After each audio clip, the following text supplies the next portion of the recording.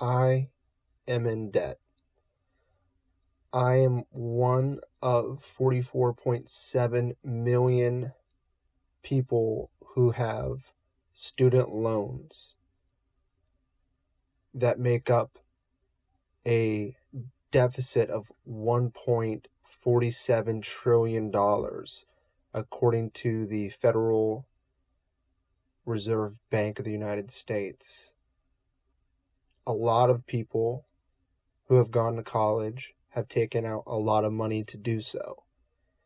And I had a conversation with a few friends about this who felt as if this was an issue that not only gave stress to individuals, but also gave stress to society as a whole, where the idea of being able to go to college and an effort to get a job that would generate a decent income, which would be pumped back through into the system through taxes, would be beneficial for everyone. That's the idea of a subsidized loan, being able to invest in someone's education, thus creating a better future for them and in return for all of us. However, when you look at the rate of college tuition increasing versus that of wage stagnating, the difference is becoming wider and wider, and people are finding themselves with more debt and less income to pay on that debt. With this being said, that same group of friends later on in the conversation had brought up the idea of going back to school to pursue a master's degree. Now, this group of friends, all of us have bachelor's degree. All of us went to school for 4 years, and all of us took out loans. And all of us kind of felt as if that was not the best way to approach things. But yet, here we are having conversations about going back to school and going further into debt. So I took a step back and asked myself, why is this the case? Why would someone who feels as if 4 years and tens of thousands of dollars was not worth what the return at the end of their education was, why would they want to go back and get more education and have more debt to pay on? And I'm left to believe that more so than education, the line of thinking of going back to get your master's degree is an effort to pursue a next step.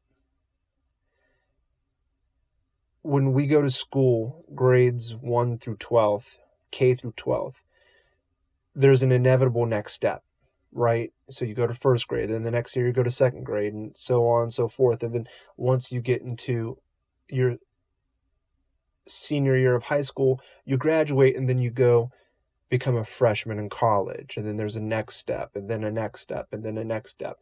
It's this idea of searching for, what is next, a clear path forward, a structure of some sort. But then once you get out of college, once you graduate as a senior in college, where is grade 17? What's the next step? And that's what I'm left to believe a lot of college graduates find themselves right now, looking towards the future. It's like, what is that next step? What is the path forward? What is the grade 17? And I'm left to believe that signing up for another year and a half, 2 years of college at the expense of tens of thousands of dollars of additional loans may not be the smartest route. What may be the better route is to create your own grade 17. We have all the resources and access to information to do so. But what it takes is the emotional labor to refine and articulate what you want that grade 17 to be.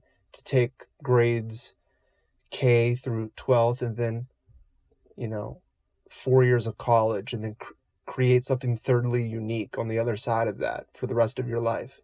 And that is lifelong learning. And we have the ability to create our own grade 17 by formulating and articulating what that means for us and what provides the most value to us. One of the ways that I'm doing this currently is I'm referencing Jordan Peterson's essay on how to write essays. If you Google that, he has a template that will walk you through how to develop an essay. And if you want, I can send it to you. Send me an email at lewislee7@me.com, and I'll get you the link to the Google Doc that has this template. But that's a starting point, right? Make your own syllabi. It requires the discipline to stick to your own syllabi, but your own syllabi will generate way more value because you're doing it because you want to and not because you have to. And you'll be learning things that are crucial to your own development rather than crucial to the development of test scores. So I think that's a good place to start. That's something that's tactical that you can do. But looking at it from a strategic level, what is your grade 17? Is your grade 17 taking out more money to take more tests? Or is your grade 17 a ever-evolving process of learning, growing, tripping along the way, but becoming better nonetheless? Thank you for listening, and thank you for your work.